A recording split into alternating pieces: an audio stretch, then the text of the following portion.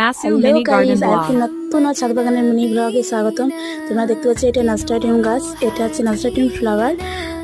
তো এই ফ্লাওয়ারটার দেখতে পেয়েছো তোমরা অবশ্যই যে কত কত ফুল ধরেছে।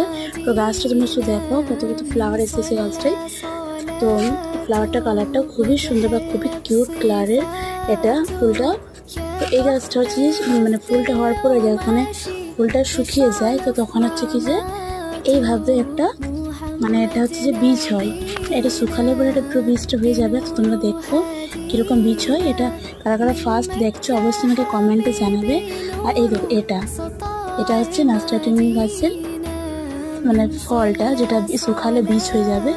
এই দেখো এটা এরকম আমার কাছে অনেকগুলো আছে আরও, কিন্তু ওগুলো অত দেখানো যাবে না, ওগুলো ভিতরে হয়ে আছে। তো আরও আছে, এটা হচ্ছে এই কালারের, আরও আমার কাছে আরও অন্যরকম কালার আছে। এটা ছোট একটা, এটা একটা